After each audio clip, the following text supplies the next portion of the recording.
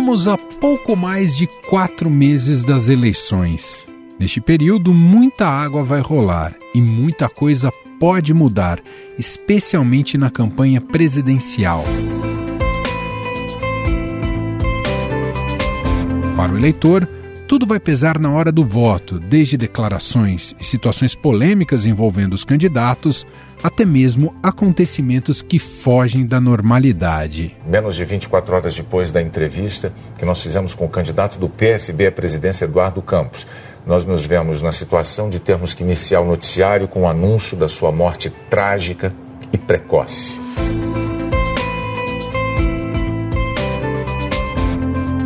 As pesquisas eleitorais refletem como estão os candidatos e o desejo da população no atual momento. Mas elas também servem para averiguar temas importantes a serem debatidos, a exemplo da pauta de costumes e assuntos prioritários como saúde, educação e economia.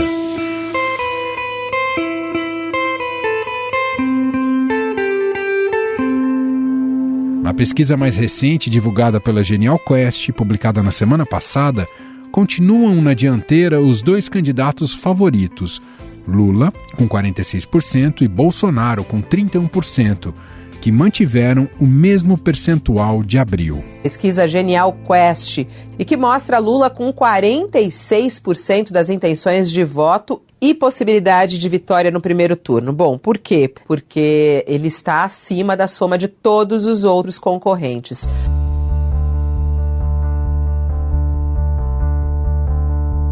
Já outros candidatos somados totalizaram 13%, brancos e nulos 7% e indecisos 3%, mostrando, mais uma vez, uma dificuldade de inserção de outros nomes fora da polarização bolso-lulista.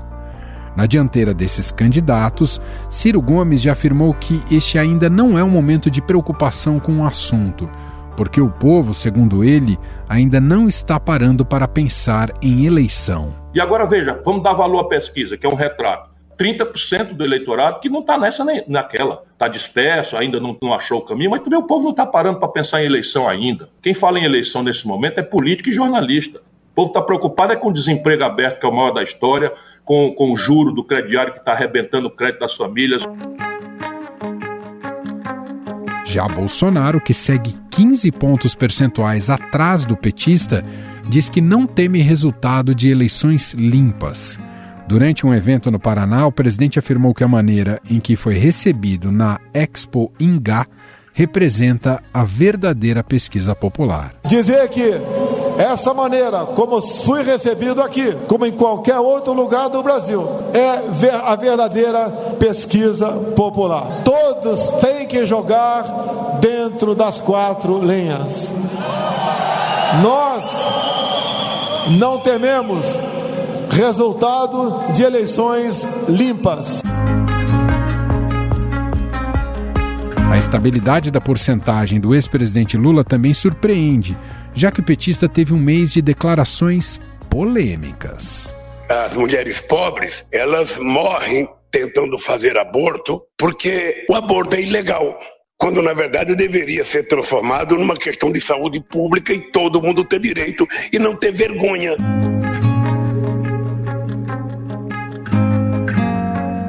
O assunto entrou inclusive na pesquisa realizada pela Genial Quest. Ao serem questionados sobre o tema, 53% dos entrevistados afirmaram não saber da declaração de Lula favorável ao aborto. 44% já sabia. Após o questionamento, 50% dos eleitores disseram que uma posição favorável ao aborto de um candidato afeta negativamente a chance de voto nele. 40% disse que não altera. Ou seja, com o decorrer da campanha, o uso dessa fala por outros candidatos pode diminuir o atual favoritismo de Lula. Ciro Gomes chamou a fala do petista de estapafúrdia. O que o Lula tinha de dar uma declaração estapafúrdia como a que ele declarou agora, que todo mundo tem direito a fazer o aborto? Que coisa mais simplória para um assunto tão grave e tão complexo. E qual é o poder que o Lula tem, sendo presidente da República por 14 anos, ou mandando na presidência do Brasil, e que não resolveu essa questão? Porque ela é insolúvel. E o próprio presidente Bolsonaro já está reproduzindo a fala de Lula como tática para criticar o adversário. É o mesmo cara que fala que a pauta de família e de valores é uma coisa muito atrasada. Nem entrar mais em detalhe aqui, que falou tanta besteira, inclusive defendeu abertamente o aborto, né? Aborto para ele, abortar uma criança e extrair um dente é a mesma coisa, tá certo? Após as críticas, o petista se retratou e disse ser contra o aborto. A única que eu deixei de falar na fala que eu disse é que eu sou contra o aborto. O que eu disse é o seguinte, é que é preciso transformar essa questão do aborto numa questão de saúde pública. Ou seja, que as pessoas pobres que forem vítimas de um aborto, elas têm que ter, condições de se tratar na rede pública de saúde. É só isso. Qual é o crime? Mesmo eu sendo contra o aborto, ele existe.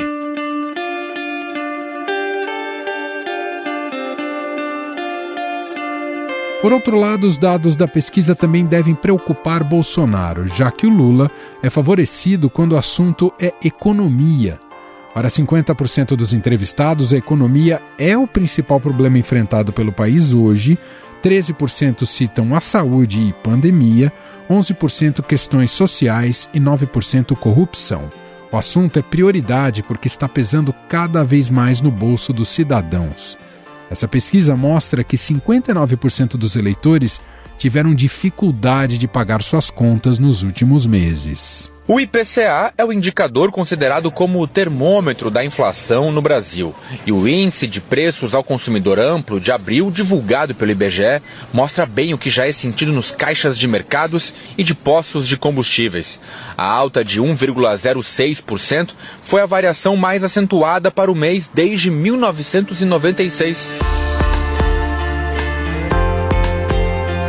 Entre os 50% dos preocupados com a economia, 18% apontam a inflação como principal problema e 13% o desemprego.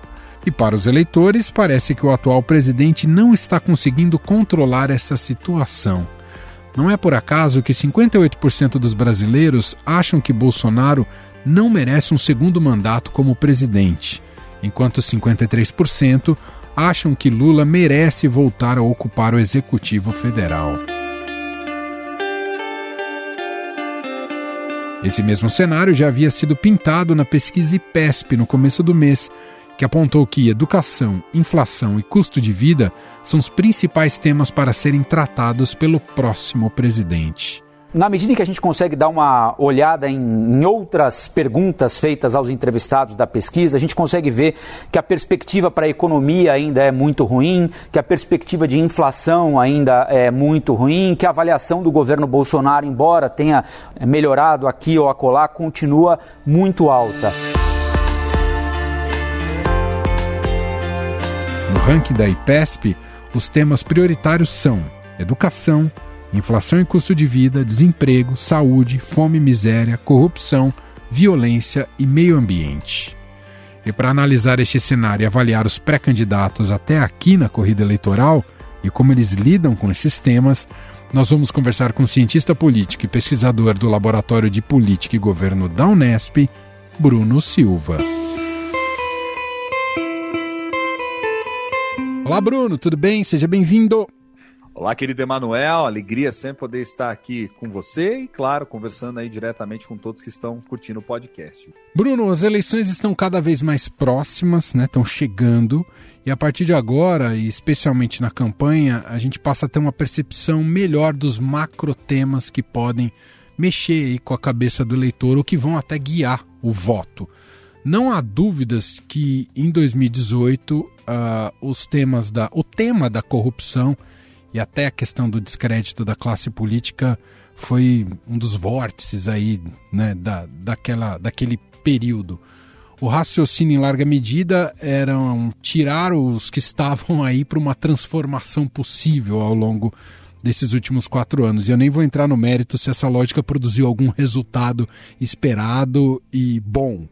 Mas olhando para agora, para esse processo que a gente vai enfrentar ou já está enfrentando, você vê uma perspectiva de que o país consiga debater temas mais tangíveis e não tanto do campo, digamos, ideológico e da guerra cultural? Ou a maneira como o Bolsonaro age, o bolsonarismo, acaba por fatalmente enredar o país em discussões menos concretas? Bruno? Eu acho que tem 2 pontos interessantíssimos para a gente pensar junto aí com quem está nos ouvindo, Emanuel. Ponto 1. O tema da eleição de 2022 é um tema majoritariamente econômico, sobretudo quando a gente considera, dentro dessa discussão, desse debate econômico, principalmente a questão relacionada à inflação, a questão relacionada à perda do poder de compra das pessoas, ou seja, o fato de que materialmente as pessoas já não conseguem mais garantir aquela condição de vida bacana que elas estavam conseguindo num passado não tão distante assim. Isso vai ser mobilizado o tempo todo, né? Lula, por exemplo, já tem o mote da campanha na mão e explora isso de diferentes maneiras. Esse, inclusive, acredito eu, que tende a ser cada vez mais o elemento organizador até da campanha política. Isso por quê? Porque a gente sabe que o PT ele tem uma série de temas e uma série de preocupações com os quais ele vai trabalhar ao longo da campanha, mas tem que ter muita delicadeza e muita finesse para trabalhar com isso. Por quê? E aí eu entro no ponto 2. Porque senão você vai acabar municiando o seu opositor principal, que nesse caso é Jair Bolsonaro, e aí entraria num campo em que ele conseguiu se conectar com setores expressivos da sociedade brasileira, que diz respeito a esse conservadorismo dos costumes. Vamos relembrar, por exemplo, que há pouco tempo Lula acabou falando da questão do aborto, né? Na pesquisa recentemente feita pela Genial Quest, isso mostrou, quando você pega principalmente pelos extratos ali, daqueles que se autodeclaram católicos e os que se autodeclaram evangélicos, que esse tipo de postura poderia até mesmo vir a mudar o voto desse segmento. Ou seja, a pauta dos costumes ela não vai sair do debate, mas ela é, na verdade, aquela casca de banana que é para justamente o Lula ir lá, pisar nela, cair e isso poder municiar mais o Bolsonaro. Então o que eu penso, Emanuel, do ponto de vista estratégico, estou falando aqui para o ouvinte entre Lula e Bolsonaro, porque a essa altura do campeonato, do que nós temos até agora, com as condições que foram dadas do jogo até agora, nós estamos falando de uma campanha centrada em ambos. É uma campanha polarizada, é uma campanha dividida entre Lula e Bolsonaro. Não é nem entre PT ou qualquer outro partido, é Lula e Bolsonaro. São entre as duas figuras que está completamente polarizado o jogo. E até para ele não cair nesse tipo de provocação, que é o terreno que o Bolsonaro gosta de explorar, que é justamente do que das grandes polêmicas, né, das falas recortadas e que, quando jogadas para o público, tem essa capacidade ou tem esse efeito de conseguir, né, catalisar, vamos dizer assim, uma certa indignação por parte dos setores da sociedade. Então o Bolsonaro ele espera jogar com isso o tempo todo. O Lula vai ter que ter muita habilidade política para justamente não cair nesse tipo de armadilha. Você tocou nesse recorte da pesquisa da Genial Quest, né, que captou um pouco dessa percepção do eleitor em relação a temas da agenda de costumes, em especial, nesse caso, especificamente a questão do aborto. Queria te ouvir, Bruno, por que isso faz tanta diferença, sendo que, na prática, é um tema que deveria ser discutido com candidatos ao legislativo, não ao executivo. Isso compete ao legislativo, Bruno. O que acontece? Por que existe esse desvio? Manuel, vou tentar ser sintético aqui. Eu sei que é um tema complexo, mas vou tentar ser sintético. E é duro falar isso. É duro principalmente para um cientista político que trabalha com legislativo, que trabalha com uma rede de outros tantos cientistas políticos, no blog nosso, no Estadão, o blog legislativo, por exemplo, concentrado, dedicado a pensar o fenômeno do parlamento. A sociedade está muito distante do legislativo. Essa que é a grande verdade, Emanuel. Esse é que é o grande ponto, né? A sociedade está muito distante, a sociedade presta pouca atenção naquilo que o parlamento faz, acompanha pouco os políticos e como a sociedade se movimenta de que forma no sentido da definição de problemas políticos e etc., muito mais do ponto de vista do caráter afetivo do que do ponto de vista do caráter racional, pragmático, diga-se de passagem, esse é um tema que acaba ganhando muita visibilidade, porque entra num universo que é um universo muito subjetivo, que é assim, olha, eu acho que é errado, né? Enfim, eu por fatores religiosos ou por ter formado a minha ética, a minha moral, a minha visão de mundo baseada nesses fatores religiosos, eu entendo que, por princípio, ninguém pode ser assim. E, portanto, como toda a campanha, né? Ou seja, ninguém poderia achar que o aborto é uma coisa normal, por exemplo. Isso não cabe em nenhum contexto, sob nenhuma hipótese. Então, o que acontece? Esses indivíduos, quando vem um tipo de declaração como essa, esquecem, deixam tudo de lado, porque isso toca no dedo na ferida lá do outro lado de quem está ouvindo. Mesmo então, que na prática um presidente não vai fazer nada em relação a isso. Zero, né? Zero, porque qualquer mudança nesse sentido da legislação vai ter que passar pelo parlamento. Mas isso é algo que é o que eu digo, Emanuel, toca nessa dimensão, na minha leitura, mais afetiva, daquela coisa mais dos valores que nos moldam como nação, né? É que nem você começar a discutir sobre outros pontos mais polêmicos, né? Olha, você é contra ou a favor da liberação, né, de alguns tipos de drogas em certas condições, etc., né? Você é contra ou a favor aspectos mais polêmicos da sociedade. Então, assim, isso tudo, Emanuel, mobiliza sentimento, mobiliza corações e mentes, mesmo que a pergunta anterior não tenha sido respondida de uma maneira qualificada, que é, será que esse indivíduo pode ou não pode alterar algo relacionado a esse tema? E aí é o que você colocou. Sem aprovação do Congresso, sem um debate que seja feito a partir dali, que é a grande caixa de ressonância da sociedade, não faz muito sentido nem a gente se preocupar, né, no limite com o tipo de ponto de vista que vem por parte do candidato à presidência. É claro que ele pode até exercer uma, vamos dizer assim, né, uma representação que ela vá para além do ponto de vista do que o voto lhe permite, mas uma representação do ponto de vista de uma liderança. Ou seja, Bolsonaro faz isso o tempo todo, né, Manuel? E teve aquele episódio clássico do Fernando Henrique Cardoso, né, que titubeou em falar se acreditava em Deus ou não, e dizem que aquilo foi preponderante para ele perder a eleição, né, Bruno? É um dos pontos, né? Numa sociedade que você tem como a nossa, que é uma sociedade fortemente religiosa, formada em sua maioria por católicos evangélicos, diga-se de passagem, evangélicos que, de acordo com os próprios dados do IBGE, cresceram significativamente no Brasil nos últimos anos. Esse, inclusive, é um segmento eleitoral em que Bolsonaro nada mais de braçada do que Lula, por exemplo. Lula tem uma dificuldade muito grande, né? Relembro, por exemplo, de um fato em 2018, Emanuel, quando naquela conjuntura toda caótica da eleição, né, Fernando Haddad e Manuela Dávila tentam ir para uma igreja, se aproximar, fica uma coisa meio forçada, né? Até não transmitiu algo genuíno. E o Bolsonaro já vinha desde sempre dialogando com esse segmento. Foi batizado lá no Rio Jordão. Exato. Tanto que logo no seu discurso de posse, ele não vai para frente das câmeras, né, como tradicionalmente o candidato iria, para prestar conta pública para a imprensa, enfim, para a sociedade.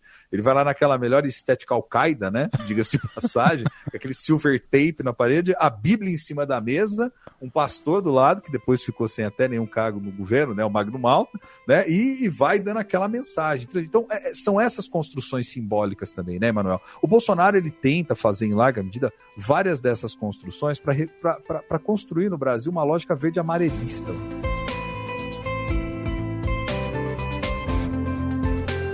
Estamos há 4 meses das eleições. Acho, a não ser que o Bolsonaro tenha adquirido um dom milagroso, ele não vai mudar o cenário econômico e da inflação daqui até outubro. Ou seja, esse contexto econômico, dificilmente daí ele vai arrancar alguma coisa. Não lhe resta alternativa a não ser, voltando até a primeira pergunta, quando eu falei não se discute temas tangíveis, a gente vai para temas mais abstratos. Bolsonaro vai ter que apostar nessa agenda, não vai ter jeito, vai ter que intensificar esse tipo de, até um certo terrorismo para conseguir arrancar votos do Lula, Bruno? Eu acredito que sim. Bolsonaro vai justamente apostar numa agenda de radicalização. Em relação à inflação em si, ele pode talvez até tentar fazer alguma medida ou outra que dê uma mitigada, que dê uma melhorada. Tem tentado de alguma forma pressionar a Petrobras a fazer algo nesse sentido. Mas já ficou claro, né, Manuel, essa altura do campeonato, que a política econômica ela tá um desastre, para não dizer outro assunto, né? Isso não sou eu que estou dizendo, nem você, nem é a percepção só de quem nos ouve, mas é inclusive aquilo que as pesquisas têm revelado do ponto de vista, né, de se as pessoas, olha, a economia, como é que tá? Cara, tá um caos, né? Tá muito ruim. Está muito pior do que estava lá atrás. Então eu penso que sim, Emanuel, ele pode apostar nessa estratégia de radicalização, ao mesmo tempo que ele vai pegar algumas questões simbólicas representativas e até algumas, diga-se de passagem, não me soaria estranhas, caras, né, à esquerda como um todo, Emanuel, para justamente dizer, olha, eu estou fazendo, eu estou aqui simbolizando, eu estou preocupado e vocês não estão. Como, por exemplo, o fato dele poder vir a ter uma mulher na sua chapa como vice, isso não foi descartado em nenhum momento ainda. Né, uma mulher negra, por que não? Tem sido ventilado até o nome de algumas, né, já se começa a especular sobre isso. Ou seja, ele vai querer, Emanuel, de alguma medida, do ponto de vista simbólico, radicalizar mais o seu discurso, porque é o que vai restar para ele. Um segmento do eleitorado que ele poderia calcular de tentar atrair, um eleitor mais moderado, etc., é muito difícil, né? Porque esse eleitor, ele já não quer. A rejeição do Bolsonaro, diga-se de passagem, as pesquisas têm mostrado isso também, ela é a mais alta dentre os candidatos que estão em disputa.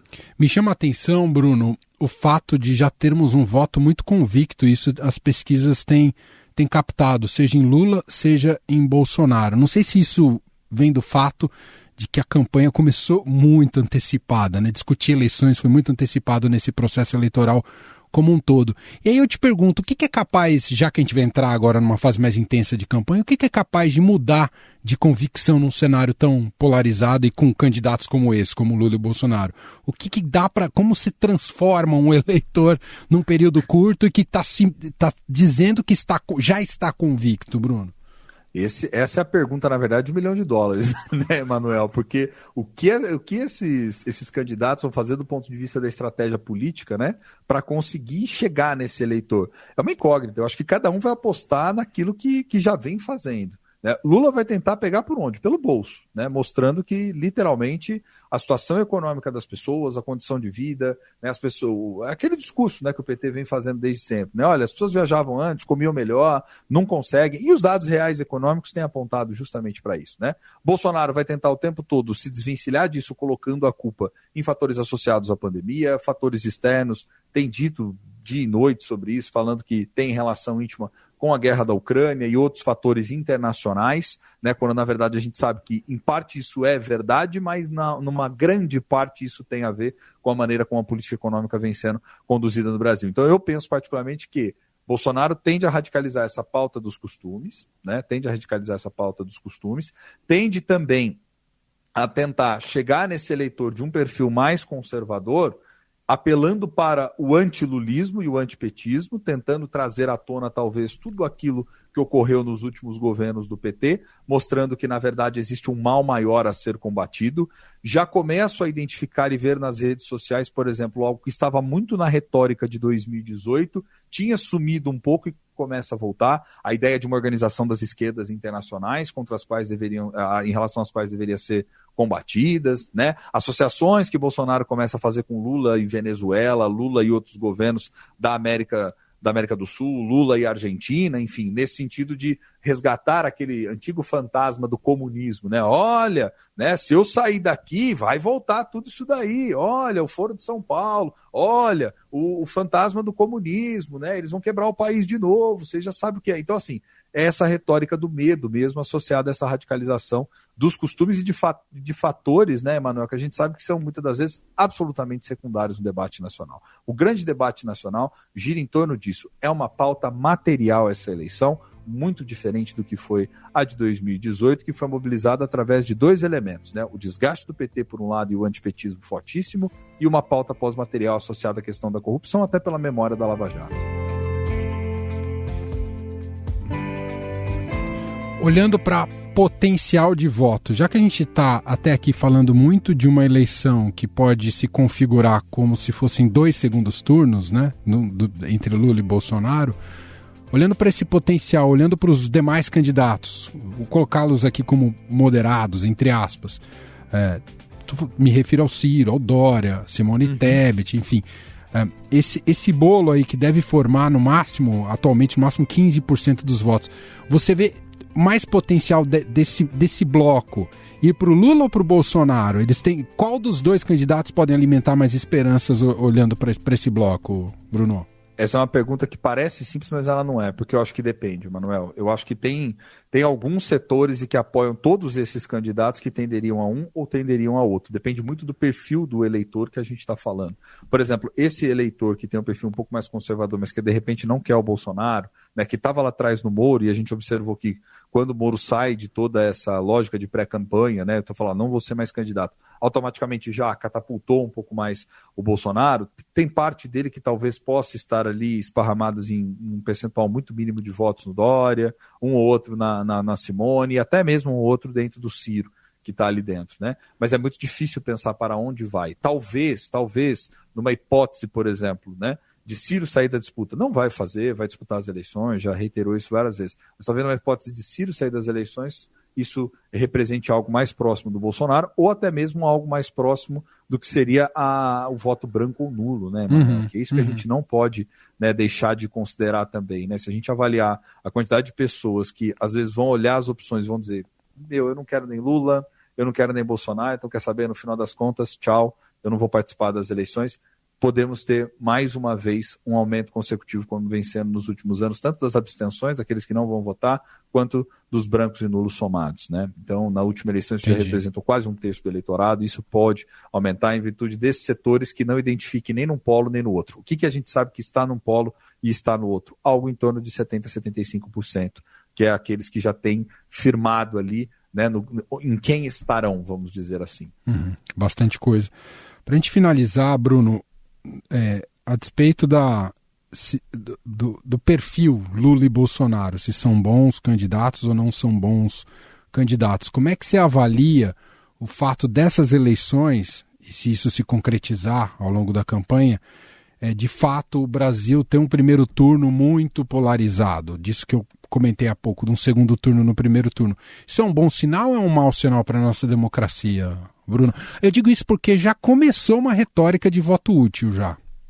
Já começa a ganhar um pouco mais força, né? Foi assim na última eleição, é até natural quase que acaba ocorrendo quando você percebe que outros candidatos de fato não decolam, não furam isso, né? A eleição está dada que ela ia ser polarizada por uma razão muito óbvia, né, Manuel? As eleições que a gente está acompanhando agora de 2022, elas começaram, na verdade, em 2019. Então, quer dizer, desde que terminaram as eleições de 2018, o Bolsonaro subiu no palanque e vem falando para um segmento da sociedade no sentido de construir ali uma massa, né, de indivíduos, de pessoas que acreditariam nele sistematicamente em virtude, né, independente daquilo que ele viesse a fazer à frente do Palácio do Planalto. Algo que o Lula também construiu quando esteve na presidência, né? A gente precisa entender que o tipo de ligação até afetiva de um e de outro, embora tenha bases que são bases diferentes, mas o tipo de ligação carismática, né, o tipo de ligação mais próxima é muito forte, né? E a direita conseguiu algo que sempre teve dificuldade no Brasil em larga medida, né, Emanuel? Que é trazer uma figura que tivesse essa capacidade de fazer essa conexão, né, com esses indivíduos. Então, o que eu penso particularmente diante desse quadro, diante disso tudo? A polarização em si, ela não é um problema, porque ela é característica, inclusive, da própria disputa eleitoral majoritária, para ficar fácil para quem está ouvindo a gente do outro lado. O que não é normal e o que é preocupante do ponto de vista democrático é você ter uma radicalização da agenda, e principalmente dessa agenda dos costumes, no sentido de fazer polarizações que são para muito além do voto, diga-se assim. Que aí tem a ver com a esfera da cultura, tem a ver com essa chamada guerra cultural, que era dita lá atrás, né, por gurus do governo, como é o caso do Olavo, né? Lembro, por exemplo, do Olavo de Carvalho falando muito sobre isso, falando, não, a verdadeira guerra é uma guerra cultural, onde nós temos que chegar nas pessoas, acabar com esse domínio intelectual da esquerda, algo nesse sentido. Então, acho que o grande problema da polarização hoje, ela se dá justamente isso, quando ela entra como um elemento da agenda do presidente para a divisão e cisão da sociedade. Verdade, muito bom.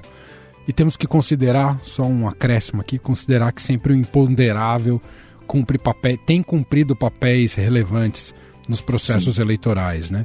E infelizmente todos foram trágicos, né? Com a morte do Eduardo Campos, num acidente trágico aéreo, com a facada no Bolsonaro, que muita gente disse que isso foi fundamental para a sua eleição. Quer dizer, são imponderáveis, mas trágicos ao mesmo tempo. Esperamos que essa seja uma eleição, ainda que as perspectivas não sejam das melhores, mas seja uma eleição mais normal possível, né, Bruno? A gente deseja, no limite, que a eleição sirva para aquilo que ela foi pensada, né, Manuel? Que seja um momento de análise, de avaliação, das pessoas olharem para o que tem à disposição e falar, olha, eu vou para cá ou eu vou para lá, né? E ter consciência minimamente do que elas vão fazer. Afinal de contas, o que está em jogo são os próximos 4 anos aí de todas as áreas centrais de um país que tem desafios gigantescos. Muito bom.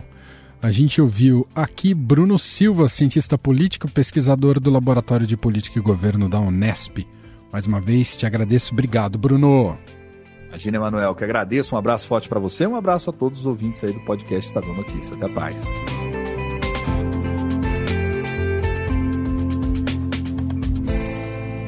Estadão Notícias.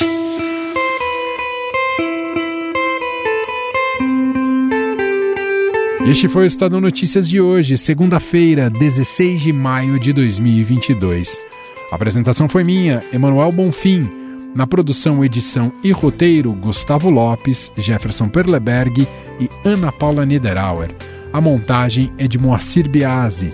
Escreva pra gente no e-mail podcast@estadão.com. Um abraço para você, uma ótima semana e até mais.